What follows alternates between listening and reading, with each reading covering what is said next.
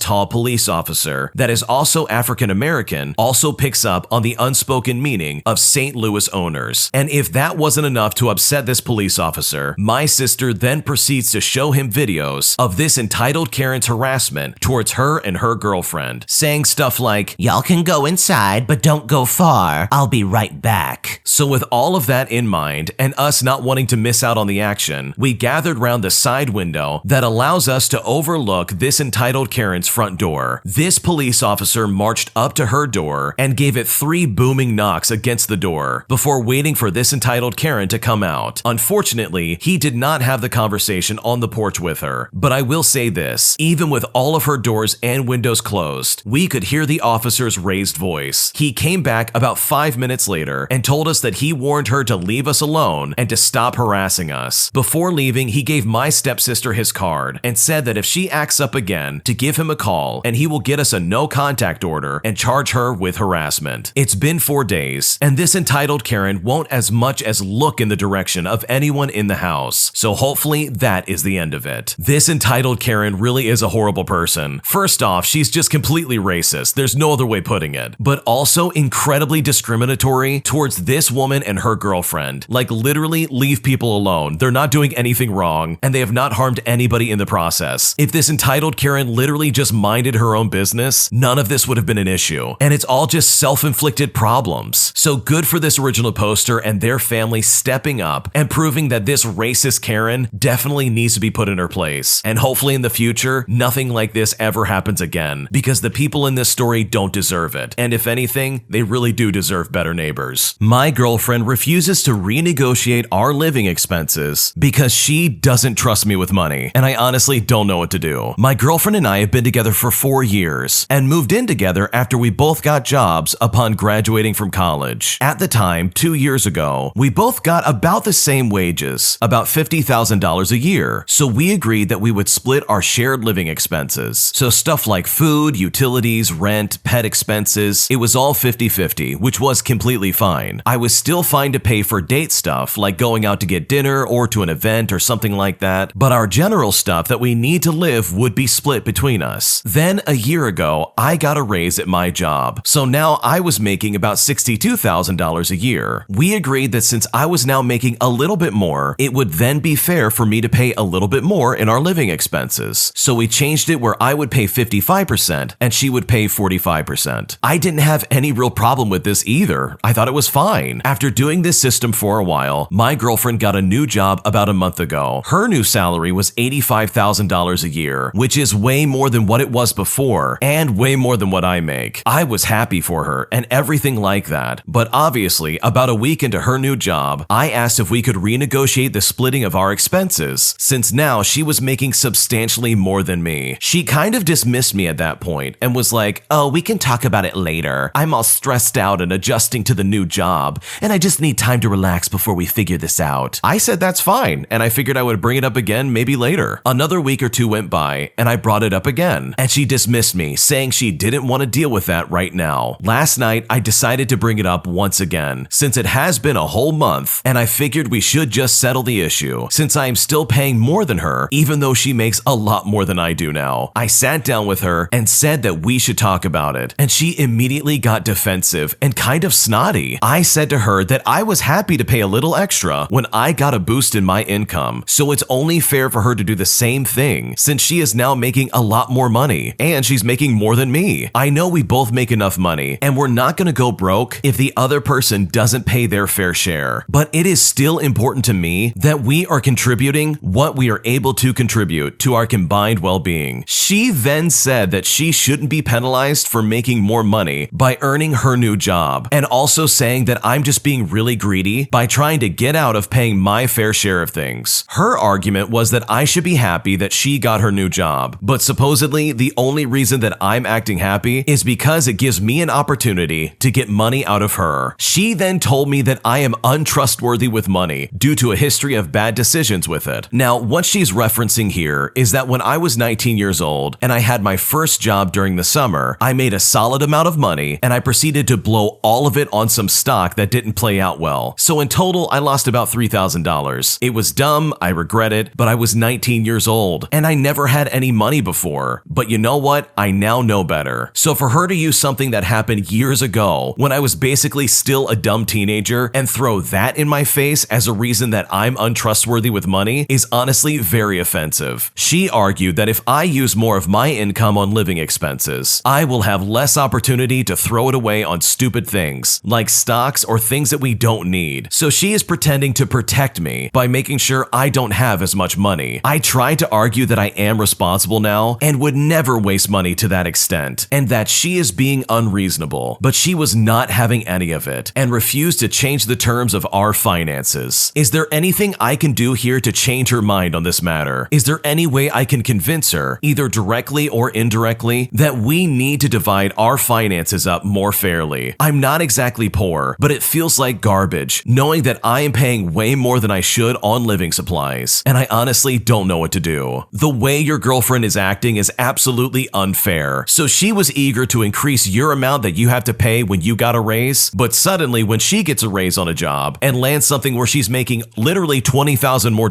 than you, she's now absolutely belligerent saying, no, I'm not going to pay for more. I'm sorry, but that is just absolutely ridiculous. And that's so selfish and unfair. And her logic is absolutely flawed. And the fact that she's trying to imply that she's protecting you by taking your money is absolutely baloney. And there's no good excuse for that, to be completely honest with you. She literally has you footing most of the bill just so she can then put money away in her bank account, instead of balancing it out, kind of like what you did when you got a raise. It's all very hypocritical in my opinion, and this really does sound like a miserable living experience. I mean, it's a classic case where she wants to have her cake and eat it too. So I think having a serious conversation with her and explaining, hey, this is just unfair, not only that you're using some incident that happened when I was a teenager, but also that you're just unmoving on trying to increase your amount that you pay when we did that exact thing to me when I got an increase in pay. Hopefully she can see some kind of logic, because legitimately this is unfair for you, and I would be upset about this if this happened to me as well. Today I messed up because I didn't help my neighbor with his stolen minivan. For a bit of context, I live in an apartment complex in a supposedly safe province within Mexico. I won't mention the exact location for privacy reasons. I was temporarily home alone as my family went to celebrate a holiday in another town across the country. In the morning, I saw one of my neighbors from the complex talking to the cops, and there were about 4 police cars parked in the street. I didn't pay much attention because I was running late to go have some breakfast. My sister was waiting for me in the car to leave for a restaurant, and as I entered the car, she asked me, why are there so many cops over there? I responded by saying that I really did not know what was going on, and I assumed that maybe there was some kind of altercation with another neighbor or something along those lines. It does go without saying though, that within my apartment complex, we also have the stereotypical entitled Karen neighbor. We know for a fact, however, it was not a dispute and that the entitled neighbor had nothing to do with why the cops were there. I'll clarify this later on. Anyway, we were on our way to a restaurant. My sister and I began speculating on what actually happened regarding the neighbor and the cops until I suddenly remembered that he had recently bought a car, something like a Voyager or a Windstar. Since there was no more space available within the parking lot of the complex, he had to park it down the street. And this is where things kind of blew up from there. It turns out that either the day or the night before that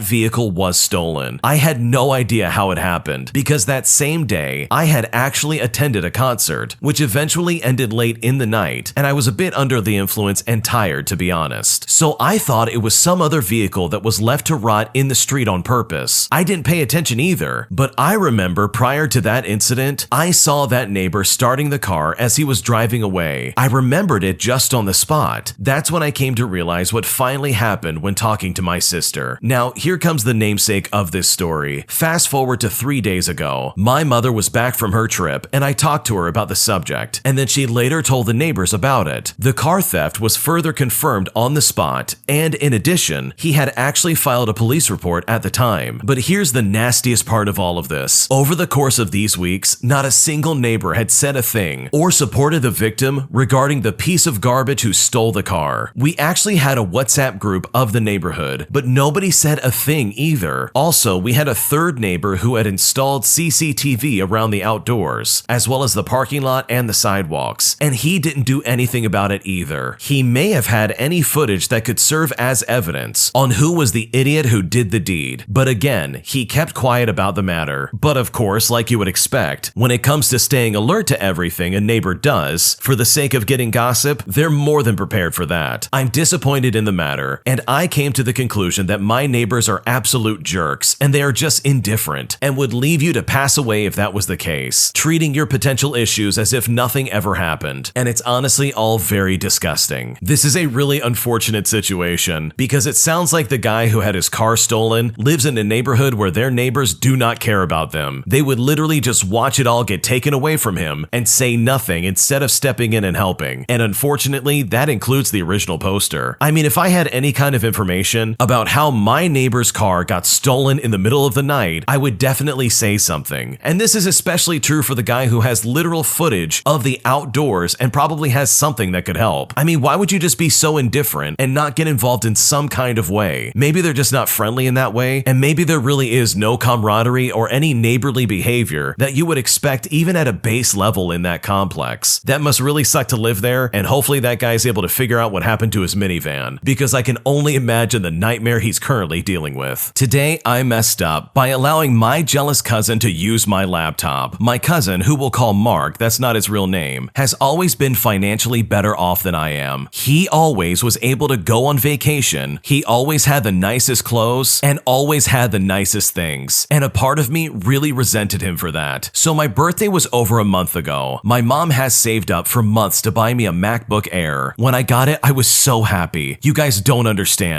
I had never received anything more expensive than $50 max. I don't blame my mom for it. I have siblings and she's a single parent. I've used the laptop to draw, play Minecraft, watch movies, everything. I absolutely loved it. Well, my cousins were staying over for the holidays coming up. Thanksgiving at my house is basically a Christmas. We put up the tree and pick out names for Secret Santa. My cousin was already angry that I had received a laptop for my birthday and he didn't. I was humble about it and I didn't rub it in or anything. I just posted on social media, and instead of my private story, I posted it on public. Well, all of this boiled down to today. Mind you, we hadn't really said anything to each other. I kept my distance because we would usually end up arguing. This guy acts like anything he says is facts and never checks actual resources and gets his information from TikToks. He came to me rather nicely, which is where I messed up. I should have known something was up. He asked me to use my laptop in order to watch Netflix. It's the Christmas season, so I was feeling nice in that moment. So I just let him use it. I kid you not